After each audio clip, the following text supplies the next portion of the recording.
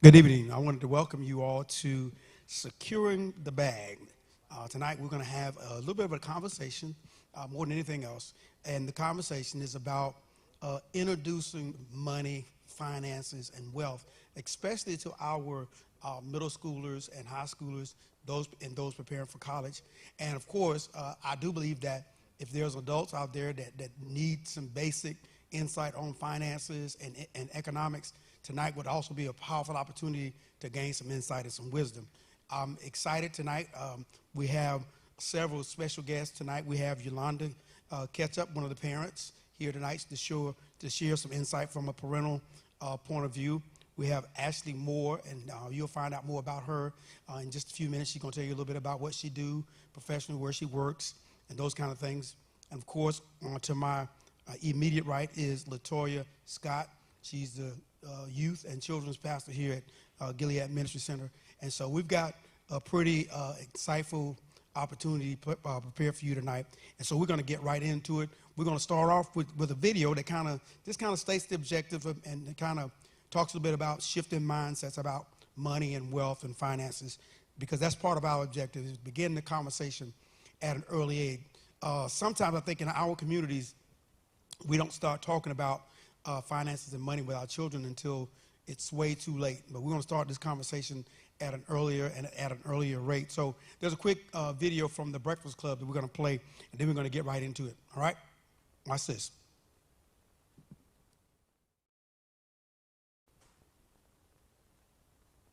Question is, what are the greatest financial myths we've been taught in the black community? The greatest financial myth, I think, is that the harder you work, that's going to lead to success.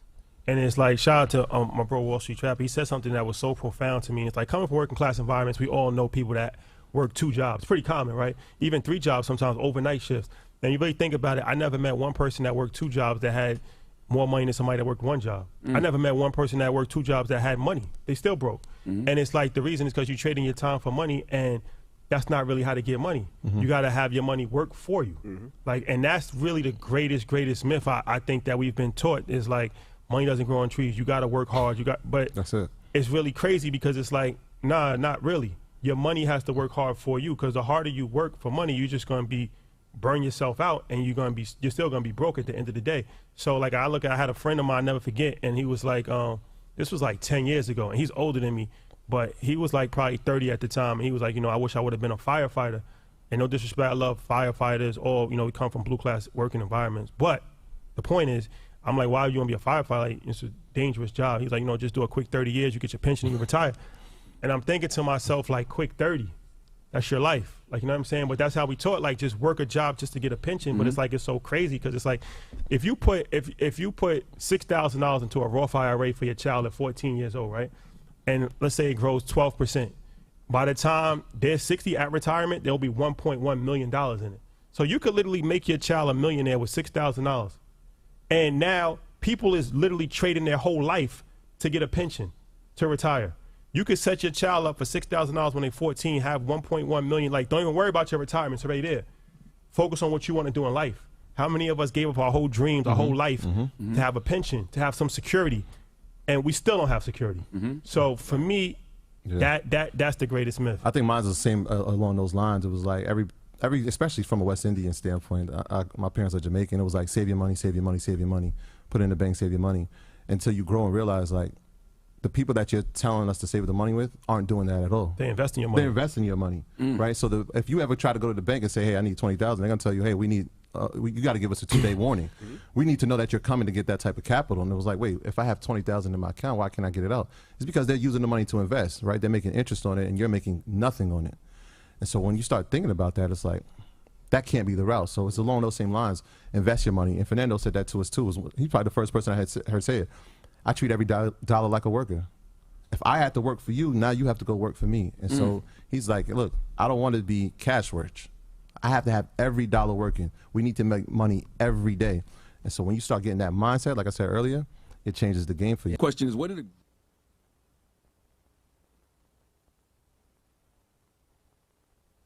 Okay. Yeah, just something to kind of break that. Basically what the video was about was just breaking down some of the stereotypes about money and how we actually are able to obtain wealth. And I heard that as a little boy. Man, many of you probably the same thing. Heard that as a little boy. You get a job, you work for 20 years, and you try to earn the money.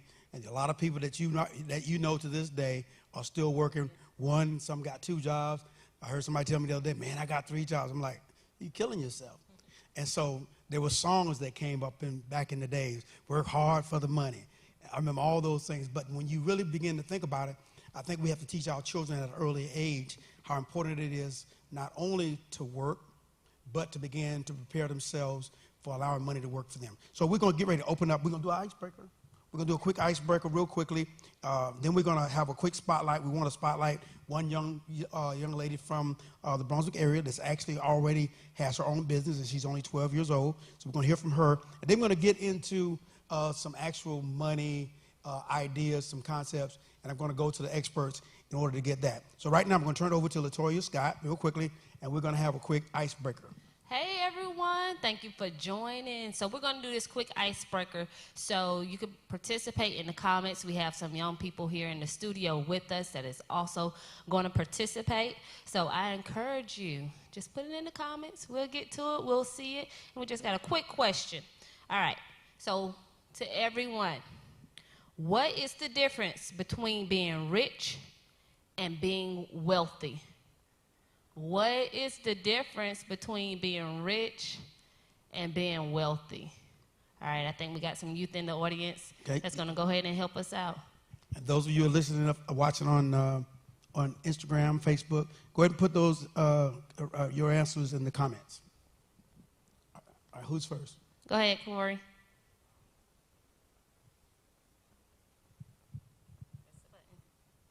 Say being rich is more about having money and not really doing anything with it. Being wealthy is more of having money, growing money, and continuing to grow money. Like if you're rich, your money doesn't grow from there. It kind of just stays. It'll go down, but it won't really go back up. But being wealthy means it will keep going up. All right, I like that answer. Let's pass that microphone around. Go ahead, Mason, what you think? Like being rich, like you have more money than like the ordinary people, so and it like eventually go down. But being wealthy, it's like you have more and more. It won't keep going in. It ain't going to go down. All right, who else would like to participate? Go ahead.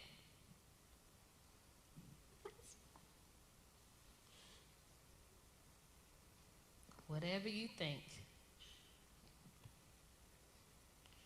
Give a few minutes to think about it. Give a few minutes. You want a few minutes to think about it? Okay, come over here and pass Go the ahead and mic. pass the mic. We've got some students in the audience that are participating with us, so y'all put some hearts on the screen to encourage them tonight, because this is mainly about them anyway. So We got one more. we got one more that's coming. All right, go ahead. 'Cause Being rich is like having a lot of money, and Talk a little louder. being rich is like having a lot of money and like spending it, but not really spending it, and it don't like go nowhere. And then being wealthy is like you keep earning money. All right, that sounds good. Panelists, what y'all think? I think that's a really good answer. I think that, Corey kind of, really hit it on the head when he said being rich is something, when you think about it, just having the cash, being able to spend it, but being wealthy is knowing the importance of keeping the money, knowing how to grow it, making it work for you. So I think everyone that responded to the question really had a good initial thought process on the difference between the two terms. So good job. Ms. Yolanda? I totally agree. Excellent job, guys. So one of the things I wanted to point out, I know y'all love y'all music.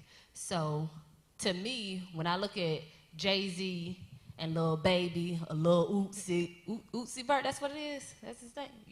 They laughing at me. I'm not up on my rappers anymore. But there's a difference between the two.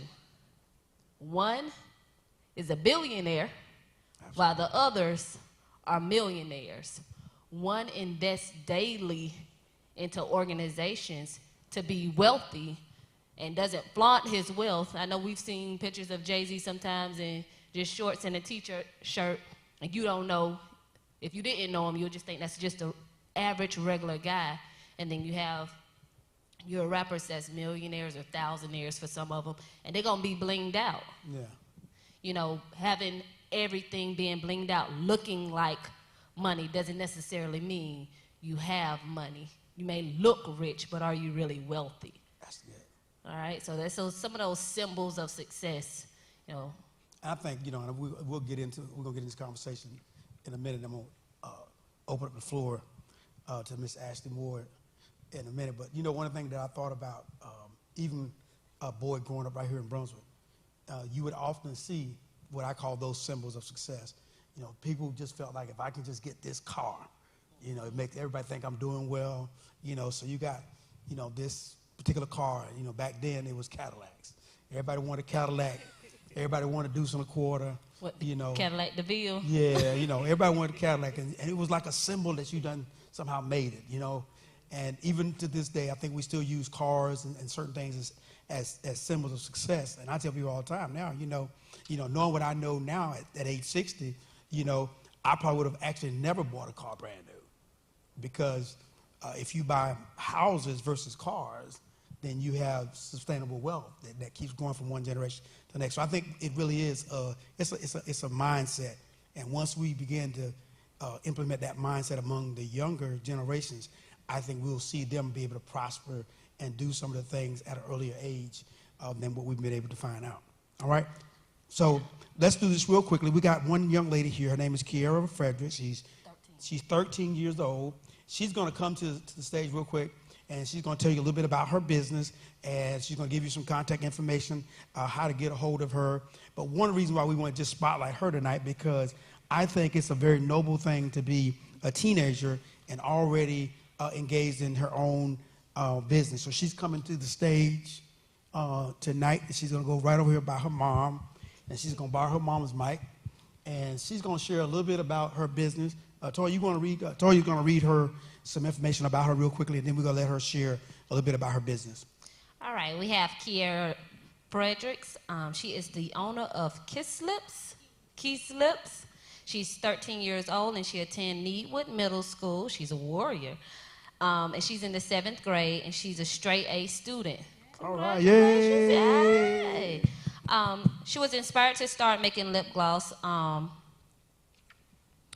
She says that her dad always worked hard, so she wanted to work hard too. So she started making lip gloss. She states, "I really enjoy making lip gloss because it's fun and you get to make money. I started my business back in the summer of 2020. I didn't know I could really make it this far with my business, but I really enjoy making lip gloss a lot. The only thing is it's time consuming. Like, especially when you forget about an order and you have to rush. Sometimes it can be stressful, but it's just fun." Again, this is Kiara Fredericks, our entrepreneur, our spotlight. All right, let's spotlight her. We're going to highlight, so y'all send her some love. She's going to give you information on how you can make contact with her. So we're going to give her a spot real quick. Talk a little bit about what you do, how you started, and what your future goals are. Go ahead. Okay. It's on. Okay, so one day I was at home and I was just looking up stuff to do, and I asked my mom, could I start making lip gloss? And she told me sure. But I really didn't know that she was going to get this stuff for me to start making it.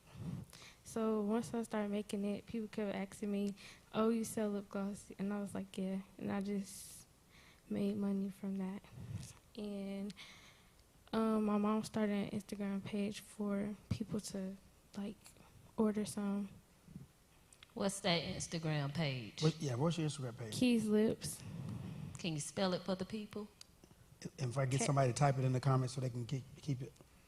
KISLIPSS. Okay.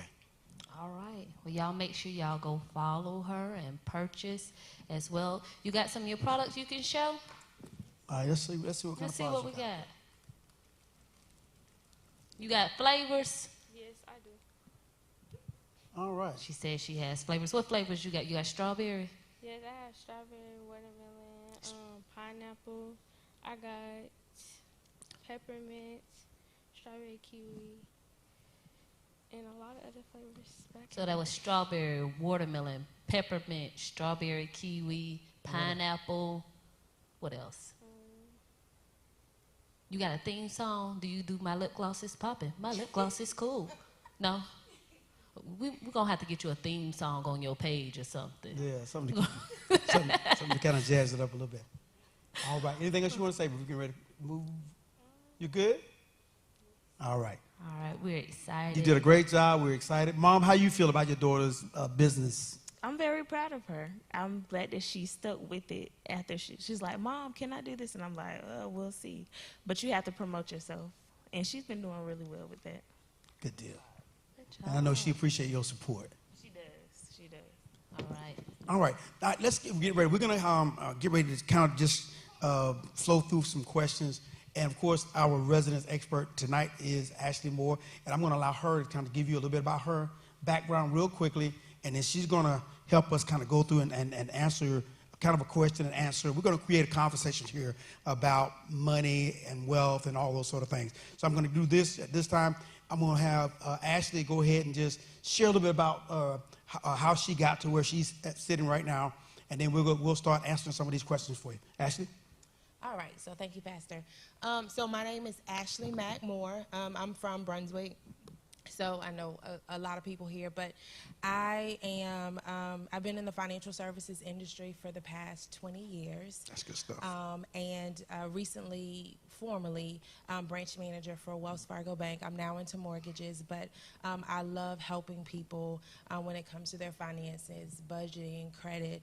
And so in that 20-year span of being in the financial services industry, I've had the opportunity to really just see people from all walks of life, from your mass market customer all the way up to your affluent customer. So I've been able to see people starting out with, opening their first bank account all the way up to assisting people have an opportunity to diversify their portfolios to actually grow their money. So the clip that we saw talking about how you can put $6,000 into a Roth IRA and make it and grow, I've had the opportunity to be a part of something like that. So it's something that can definitely be done, and it's definitely something that our community needs to know more about, so that way we can start to see that type of generational wealth be, a part of our community. So I'm definitely excited to be here this evening to be able to start that with, the young people that we have here this evening.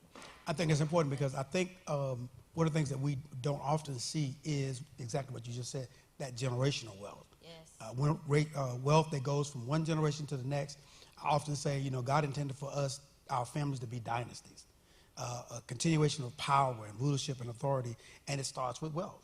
That's right. Yeah. One of them, I follow this young lady. She's phenomenal. If you haven't followed her, her name is Ty Lewis. She's actually from McIntosh, I believe. Okay. But she said something today which is so crazy. It aligns with this perfectly. But she said something along the lines that generational wealth cannot come from one stream of income. So when it ties into the clip that we just saw, and he talked about his $1, every dollar that he has working for him every single day, that kind of ties directly back into what she said. It can't come from one stream of income.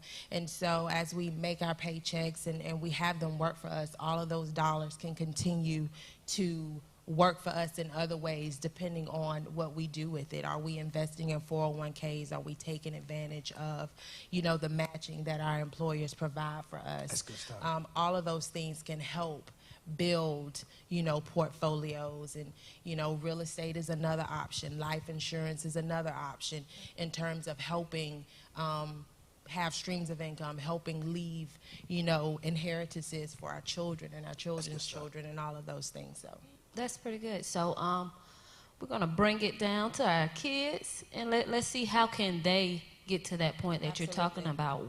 Where would they normally start? How could a parent help their child build a bag? And that's what y'all call it? The bag? Securing the bag. Secure your bag. Okay. Because we was chasing checks. I was chasing the check. I ain't trying to chase the check no more. Trying I to want that secure money the to come bag. to me, secure my bag. So how do we start? How do you, with middle schoolers, especially teenagers, moving forward into getting graduations put up to you? I think the biggest thing is saving your money. That's the first thing. And, you know, my mom used to say, you know, that money is burning a hole in your pocket. Oh, That's I what she remember used to them say to me. So, you know, as soon as my kids tell me now, like, Mommy, you know, I want something, I got money. And I'm like, but do you really have money? Like, no, you really don't have money.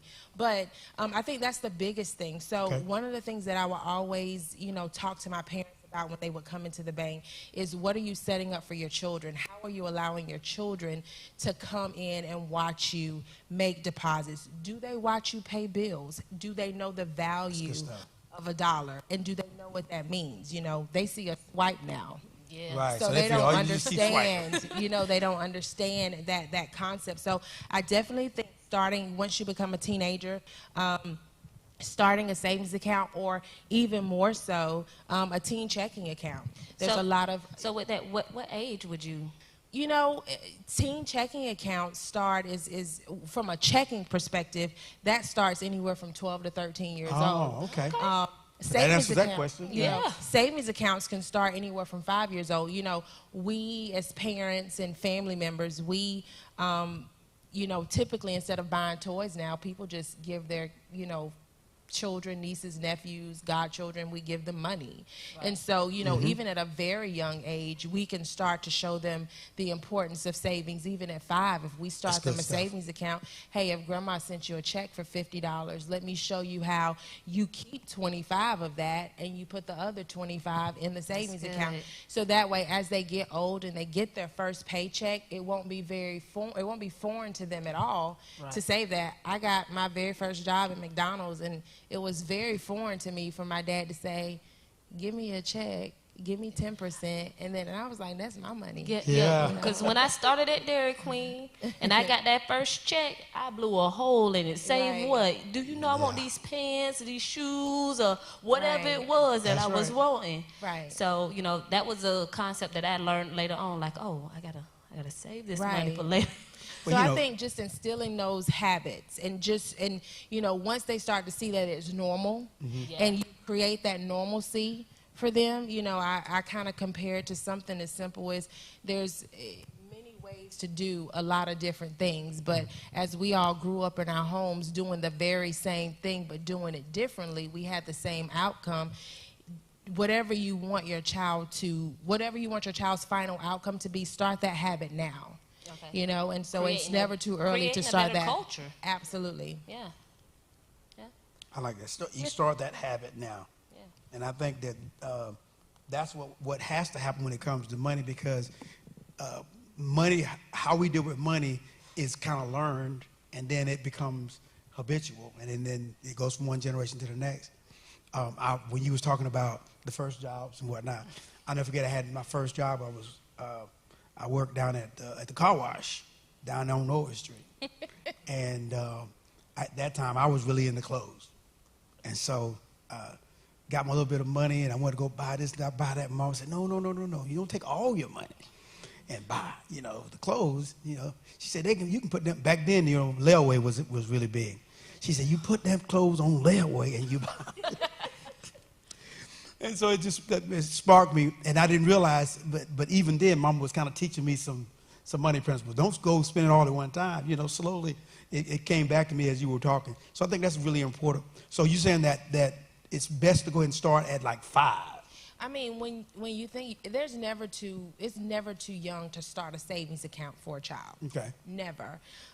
You know, when you buy toys, I mean, we have children, right? And we have kids, right? We have young people that are in the audience right now. So I'm going to pose a question to you guys. Okay. When you think about, you know, even in the last 5 or 10 years, some of the toys or electronics or things that you may have wanted at one time that you now have and you don't do anything with. It's outdated.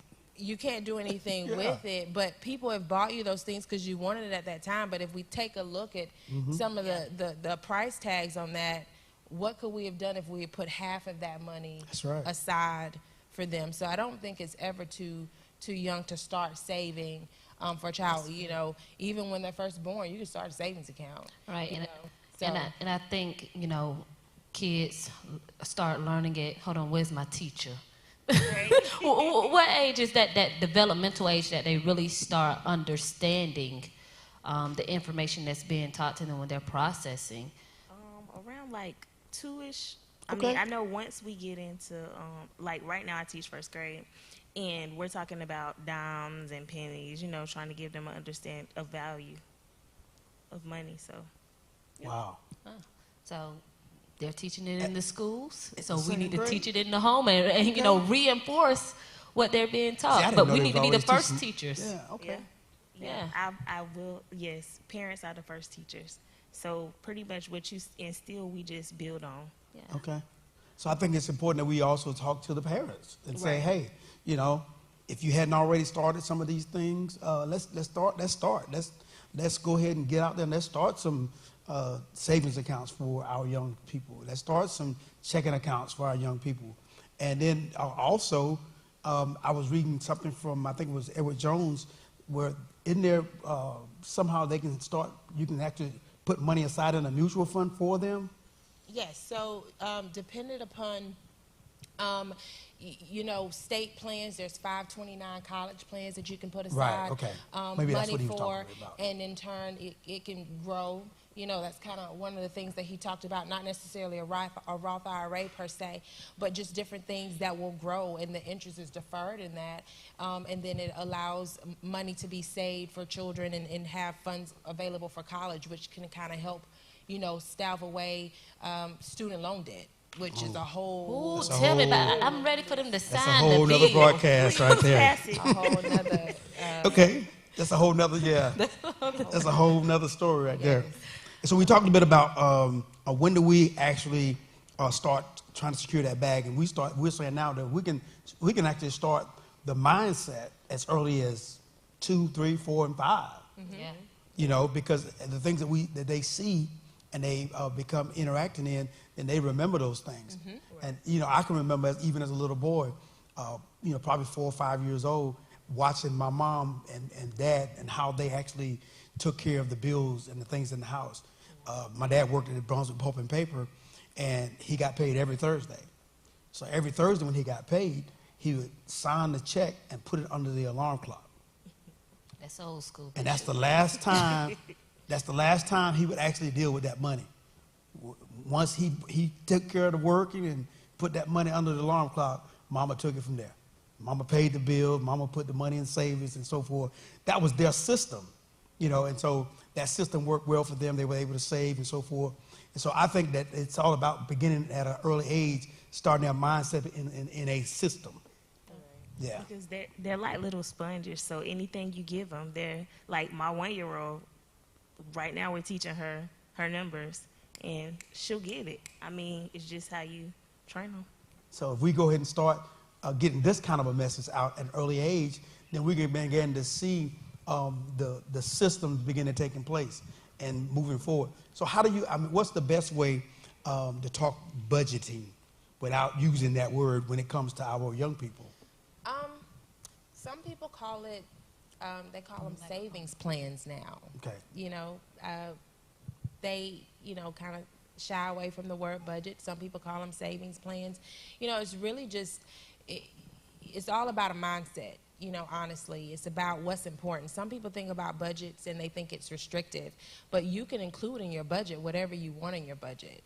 So if something is important to you, include it in your budget. Okay. You know, so for me, if I want to get my nails done, I'm going to include that in my budget if that's important to me. However, you have to take care of first things first. My pastor always says that. First, take care of first things first. First so, things first, you know, when you absolutely. think about a budget, you have to you got to pay your bills. You know, that you know is just a principle. You have to pay your bills. So a lot of people don't like, or from what I've seen, just in my experience, they find budgeting restrictive because they don't take care of first things first. Right. So would you suggest, as far as with our youth, our teens, our young adults, like they actually they sit down with their parent and let's say they get they earn their allowance, not get, earn an allowance, and sit down with them and create that budget with them? Is that, something that would be? Well, I think that's, you mentioned a great word, allowance, right? So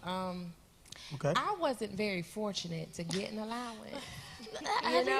And so, I do think, as we talk about maybe changing cultures and things like that, before the teens get jobs and things like that, not necessarily rewarding them, so to speak, for doing things, to teach them responsibility. But however, when they get that birthday money, when they get those things like that, what is their priority? Because it's hard for a teenager to have a budget or a child to have a budget.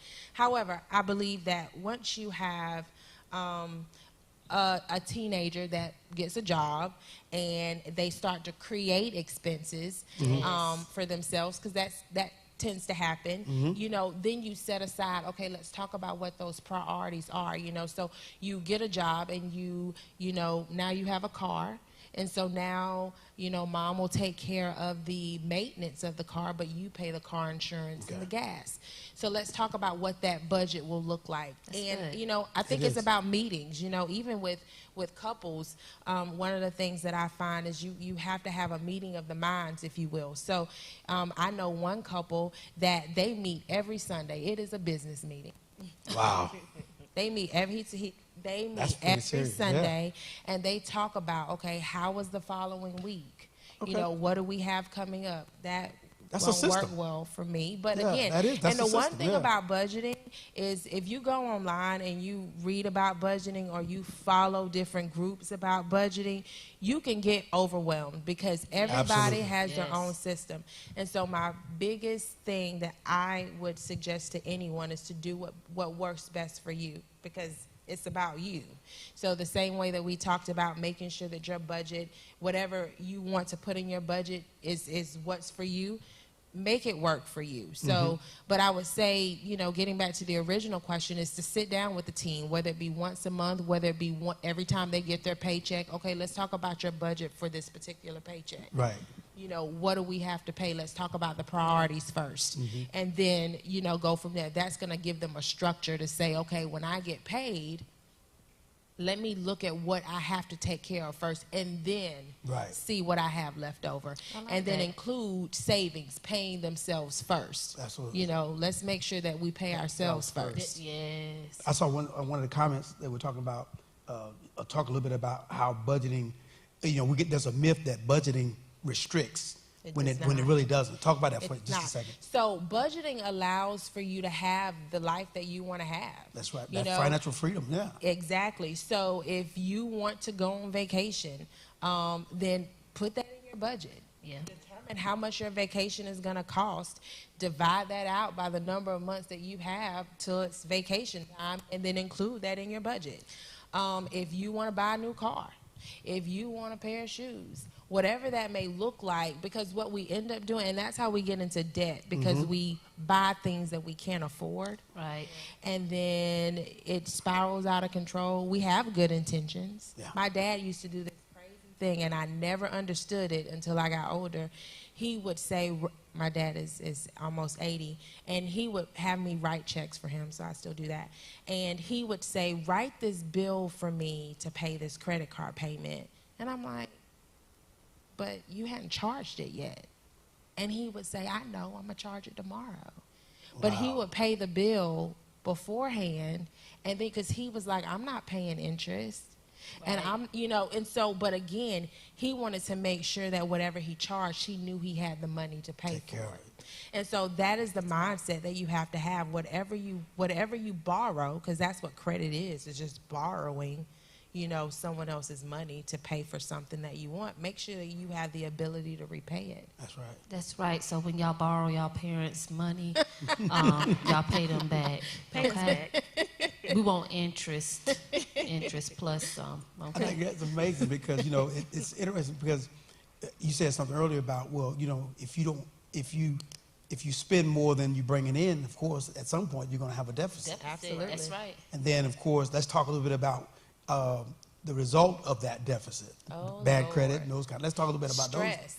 Yeah, stress, of course. So, you know, bad credit is one. And what people don't realize now is that, you know, before credit just used to determine, you know, how much you paid for something, you know, if you got a good interest rate, if your payment was lower. Now credit determines whether or not you can even get a job. Yes. Right. So Insurance. for some of y'all, credit, y'all like, okay, they talking a little bit above me. Credit is basically when you look at me scratching my neck, cause it's big. When That's you ain't a got the major money, conversation. when you don't have the money, but you like, I'm gonna pay y'all back. I promise I'm gonna pay y'all back. Okay? So just like when y'all at the store and you didn't bring your money with you and you look at your mama or your daddy, I ain't got it on me, but you know I'm good for it. I'm gonna pay you back when I get home. Okay, that's credit. Y'all getting credit from your parents. So we're gonna kind of dive into when you ask somebody to borrow money and then you pay it back, how much more they're making you pay back, because you're not gonna pay back what you borrowed. Always remember that, okay? You're not gonna pay back what you borrowed. So let's say you borrow $50, you may have to pay back $60. Right. Don't be looking like that. They looking at me like, what? and if you go to the wrong person, they may have to have you pay back $80. That's No, right. sometimes you borrow $50, and if you go to the wrong one, you end up paying back $300. That's right. see? Yeah. So I think it's a good time to talk about that. Then Yeah. let's talk a little bit about then some of the things that can happen when we don't take care of our bills. And I think this is a good time because even young people entering into college get debt, and they get that first credit card and they don't take care of it well. So let's talk a little bit about some of those things real quickly. So, you know, I think, so credit obviously is just the ability to borrow money. Okay, ability to borrow money. And you have to pay it back. So it's not yours, you don't have it. But again, you know, going back to the example that I used of my dad, borrowing when you know you can pay it back, that you have the means to pay it back. Typically what ends up happening is people get credit when they know they don't have the money to pay it back. Right. So you have to start out with the right relationship in relation to credit. You know, you don't want to come from a desperate place. Most people get credit from a desperate place. They need it because they something's going on, but they don't have the ability to repay it at that moment. Wow. And so that typically comes from lack of preparation on a whole other end. It can kind of go all the way back into budgeting, if you will. Something didn't happen right from a budgeting perspective. Right. Yeah. We didn't put money aside for savings. We didn't do something. Something unexpected happened, and now we have to go and we have to borrow something, and then it just kind of, you know, has a domino effect. You know, what I would say is to kind of go back to when we talked about, you know, going off to college, and when we talked about, Right, okay. You know, getting that first credit card offer. I think the biggest thing is to make sure that you have the conversation with your parents first, and hopefully when you get that first credit card offer, it would not be the first time that someone has had a conversation with you about credit. Yeah. So that way you would not be like, oh my goodness. Yeah, okay. Child, they gave me this card. They It's said I on got now. $500 on it, and I'm buying everybody something to eat. Right. Or they say I don't have to pay for so long. You know, they gonna reel you in. Right. They gonna give you some nice perks and try to reel you in. So we definitely got to make sure we're aware Right. of what they're doing, because sometimes they're gonna prey. Absolutely. They're gonna prey on you in hopes that you're not educated. Absolutely. true. The About real it. good ones, though, are the ones when you go, and so kids, you may see this, like if you go to Old Navy and they're like, you want to save 10% today? Yeah. Yes, I would like to say 10%. You know, What do I that have bring to your do? total down to. Right. What do I have to do? 10%. Mama, they said I could save 10%. What did you do? But so, you know, I think that's the biggest thing. And then also, you know, we can go into student loans. I mean, there's so many different things, but all of this boils down to the conversations that we're having with our kids to prepare Like them right now, yeah. for credit conversations, and parents. You know, a lot of parents want their children to go to college, Yeah. and they don't understand the process. And, you know, again, they feel like the only way that they can go is through, you know, student loans and obtaining large amounts of debt and things like that. Or I think one of the things in here is saying get student loans to live off of while in college. Child, don't do Don't that. do it. Don't do that. Don't do it. I'm a witness. Don't Yeah, don't do that, and then pray that the president's gonna pardon them. Don't do it. So, you know, the credit can kind of be the foundation of a lot of different things, but I think the overall theme of what we kind of talked about is just smart money management, Smart money Yes. management. budgeting, and just starting a clean foundation of what that looks like with young people, and seeing good examples, you know, in the household. I think that's the goal is to be able to not only educate and introduce the conversation to our young adults, but it's also still incumbent upon parents to be able to start thinking.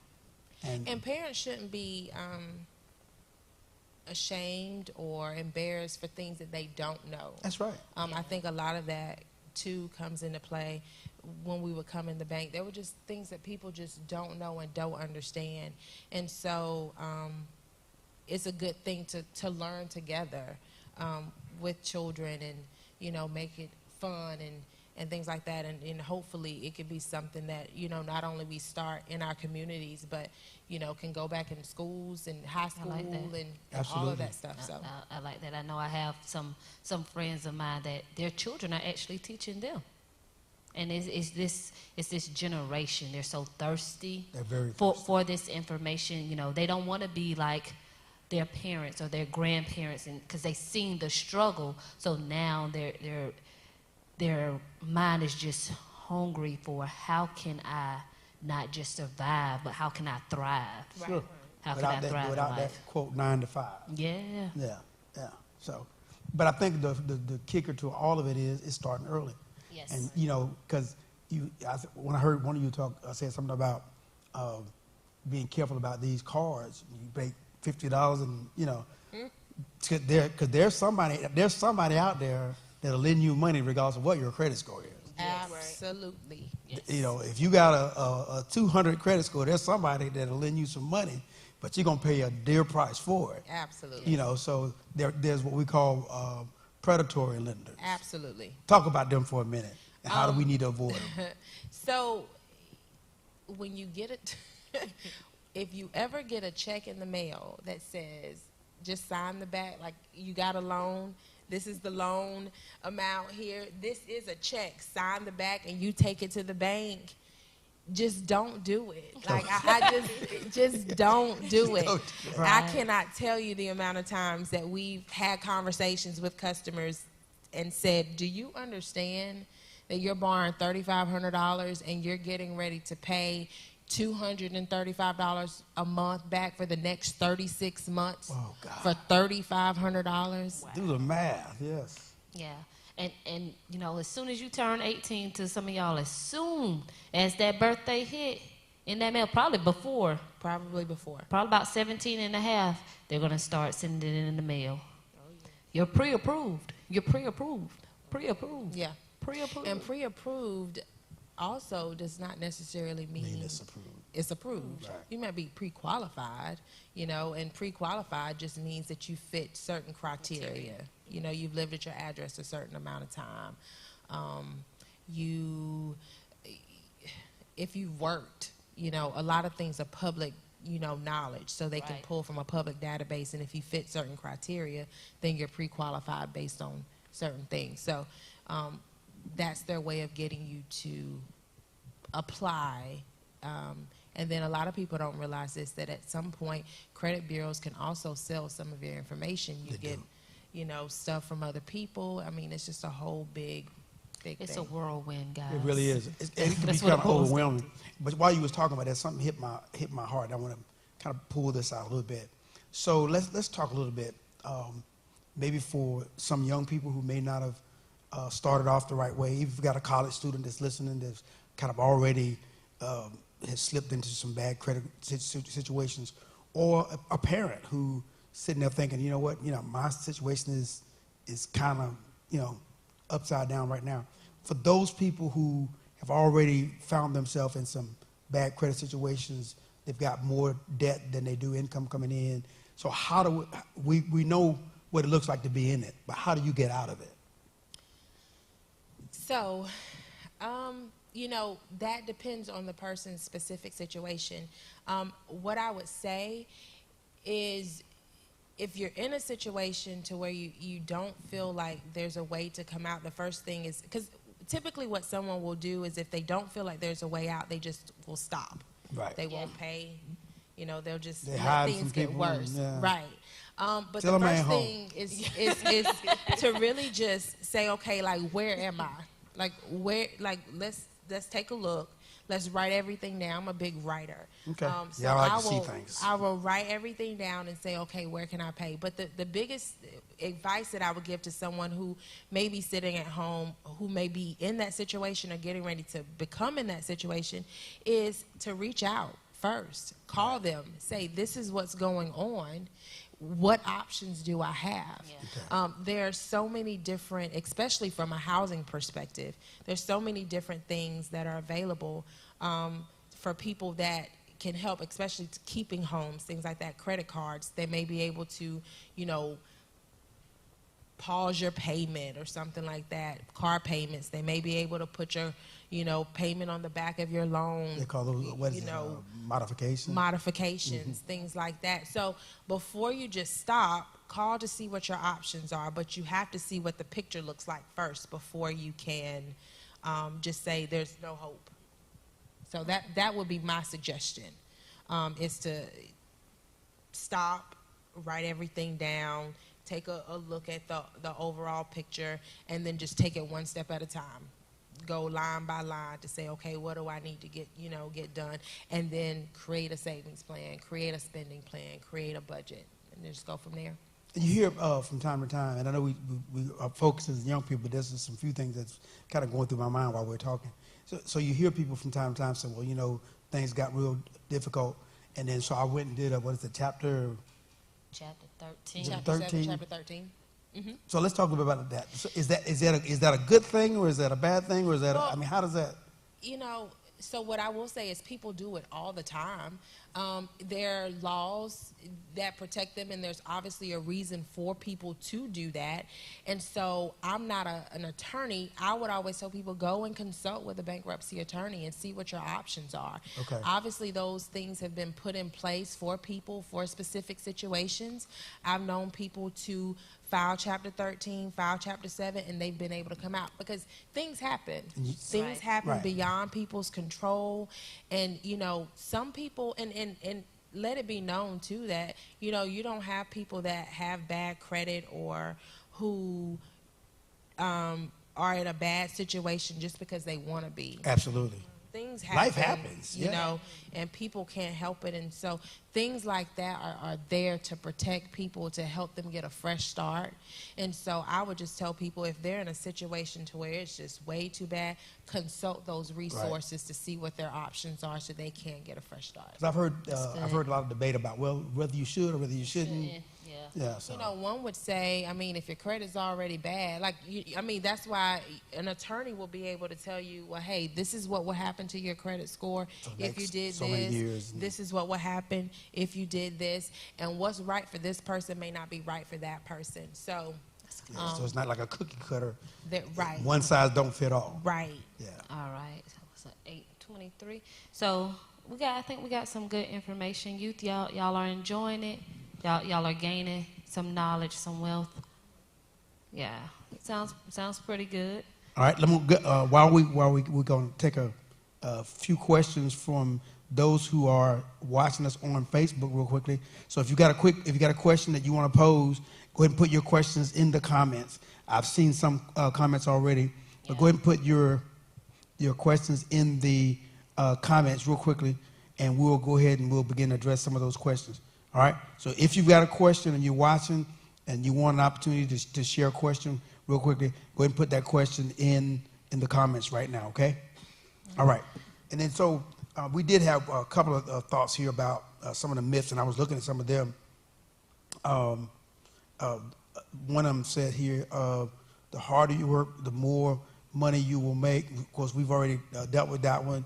And then one here talks a little bit about too young to invest. We've kind of killed that one. You're never too young to actually invest. Do not get a credit card loan. It'll mess up your credit. That's not true. You know what?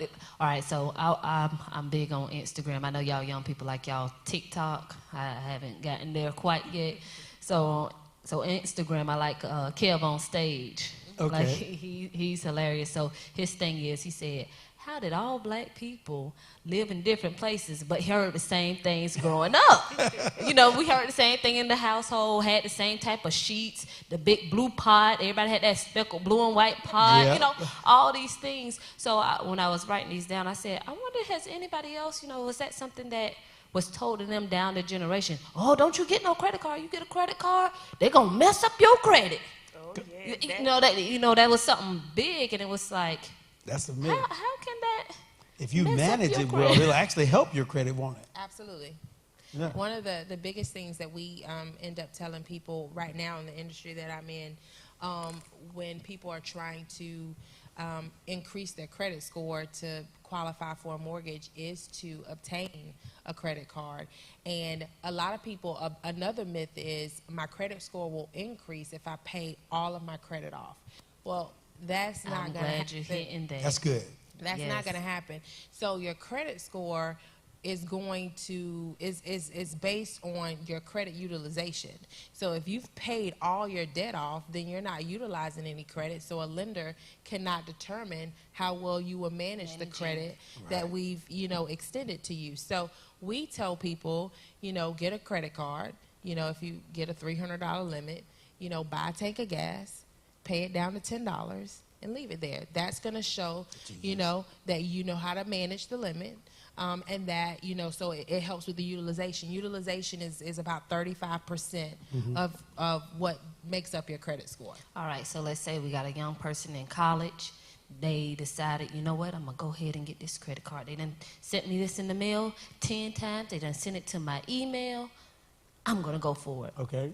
So what would your advice be to that young person, or, you know, what would that limit that you would tell them, and specifically dates and different things like that? Like, is there a certain date on the month? Like, I know they have their billing cycle, so how should they look at that billing cycle to pay? Well, my suggestion would be is if they're going to use it each month, if they want to pay the balance on or before the due date, I would definitely do that, because you don't have to pay any interest. However, how they're going to use it is going to depend upon the income that they have coming in. So is mom and dad, you know, giving them some sort of allowance to where they're getting money from mom and dad for food? Because if so, then they can use the credit card for the food that they would get from mom and dad, and then use the money that they get from mom and dad to pay the credit card. Right. If they have a job, Okay. you know, whatever, you know, they would use for food or gas, just depending on what their lifestyle looks like is how I would suggest that they use that. But I definitely wouldn't, again, it goes back to, am I using this car for something I can't afford? So if I don't have the cash to afford a camera, I don't need to use my credit card to pay for the camera. Even though, you know, you the best photographer out there and you're going to make your money. We got to think about it. I think we got some questions. Yeah, we got in a the lot of comments. questions. We do. We got a lot of questions. Ready, Go ahead. Michaela? Okay, so the first question is, what's the best type of investment to get into as a starter to investing? So, so this is what I would tell someone getting to start investing. You're going to have to, depending on how much you have to invest, there's so many different platforms out there now that help the first-time investor. There's Robinhood that's out there. There's Acorns that's out there. There's another one, I can't think of I the name. use, E-Trade, I think use that's TD out there right I there. use There's TD Ameritrade. TD Ameritrade that's out there.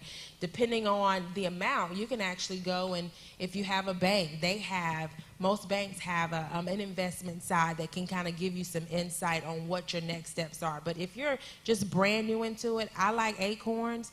You can go in and they round your change up and then they invest in fractional shares. Okay. And then, you know, they talk about your risk tolerance and all of those good things to kind of get you into, you know, what you want to do in that. So those are just a few examples of what I've seen and what I've used. So anybody at any age can do that? I don't know the age limit. I know it asks you for your age when you log in because you have to be of legal age. I think at least 18. But 18. I looked into Robinhood, and you have to be 18. Yeah. Okay. But within Robinhood, you have to be 18. But there's a opportunity there for like I don't know, There's it's like a juvenile or juvenile account or something. Yes. You can join with a parent if you're not 18. Yeah. But that a parent has to be on there or Right. somebody that's at least 18. All right, so guys, you could do that as well, no matter your age, with your parent. You can invest. Next question. All right. If I can't get approved for a credit card, what else can I do? So if you can't get approved for an unsecured credit card, then you can try for a secured credit card, and that's backed by collateral. So, and that's typically backed by savings, like your own savings account. So, you know, check with your bank. They may have a secured credit card, and that's typically where you would put money into a savings account, and then they would in turn hold that money and in turn issue a credit line off of that savings account. So if you put $300 in, they'll turn around and they'll issue you a credit card for $300. And it works. That's good. Okay. Is it better to bank with a credit union? What are some of the pros? It's your preference. There is no rhyme or reason as to why you should bank with a national bank or a small town bank versus a credit union. It's completely up to you. A lot of people, I like national banks because I can, you know, go anywhere, but I also like a credit union because if I want to be able to go in and get something done right then, I can get it done right then. So I would say do your research on the bank that you are looking to bank with and determine what's important to you in a bank and make sure that the bank that you're looking at checks off all those things. Can you explain what a Roth IRA is?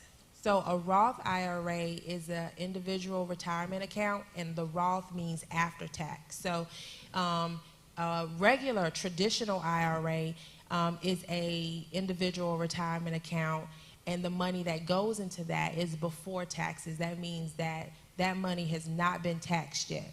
And then a Roth IRA means basically it's an individual retirement account, but the money's already been taxed. So basically, I've gotten my paycheck. I want to put more money into a retirement account, and I'm going to use that money.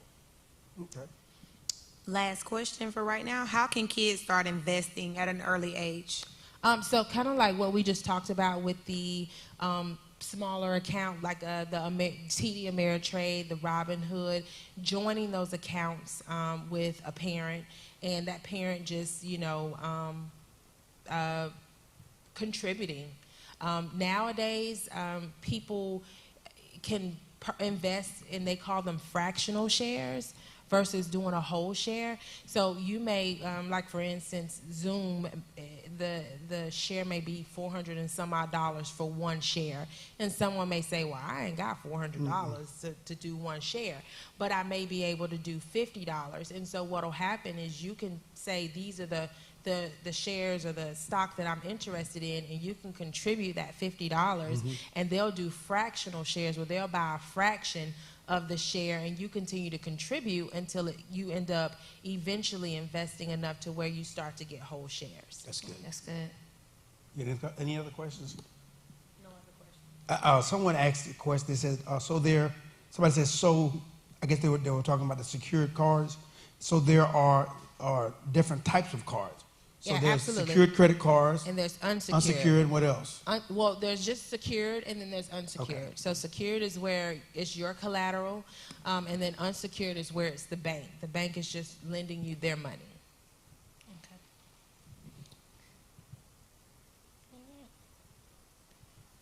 Okay. Okay. All right. So to our youth, do y'all have any questions that's out in our audience?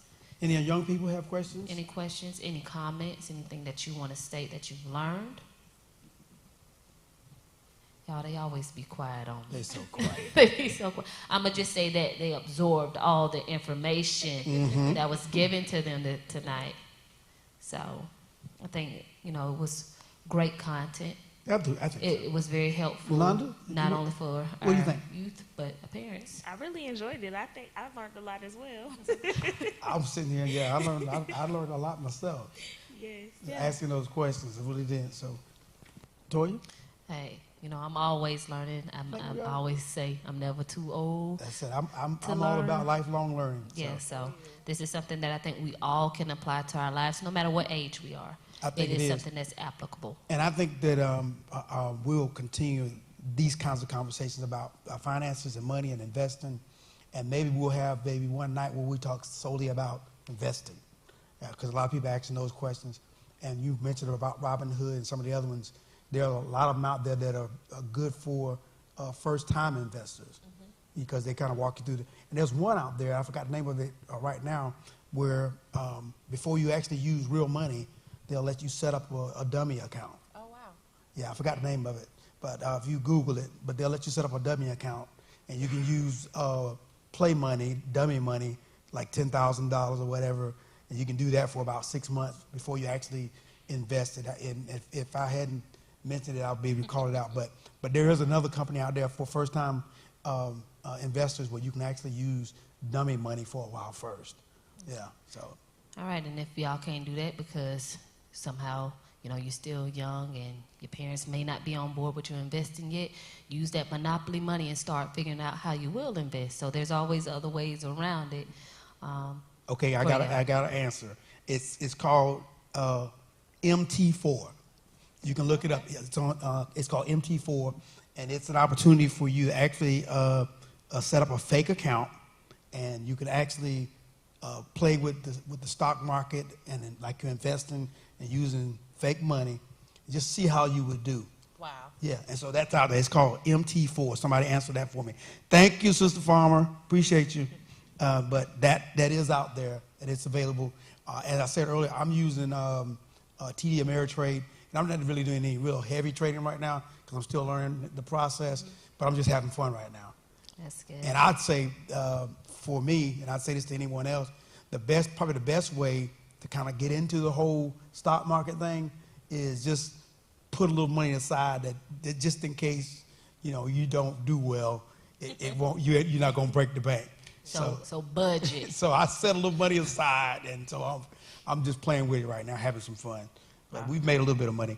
And then, of course, she mentioned, Farmer mentioned Forex, Forex is also another opportunity out there for first-time traders. All right? All right. So with that, we're getting ready to close out. Thank you, Ashley, for all the insight, the information. And now tell them where you work right now so that anyone needs a home loan. Homestar Financial Corporation. So we are the #1 purchase lender in the state of Georgia. So I transitioned from the retail banking industry into the mortgage industry. So. All right. So if they want to get a hold of you, how do they get a hold of you? So I can be reached. We actually have a Facebook page, but right now we are at 760 Scranton Road, Suite 103, next to Brumelli Boys Pizza. And I can be reached via email at ashley.moore@homestarfc.com or at 912-264-2922, option 2. All right. All right. Again, thank you so much for being on tonight. Yolanda, thank you guys for being on with us tonight. And we're going to continue this conversation, but we just want to kind of get this thing started so that we can begin to provide some insightful insight to our community about money and finance, and especially to our young people. Yeah. All right, so with that, thank you guys for being a part. If you've got any other feedback or questions, or you'd like to, just send an inbox to Gilead Ministry Center inbox, and we will respond back to you, okay? God bless you. Good night. Don't forget, secure your bag. Secure your bag. Get your money.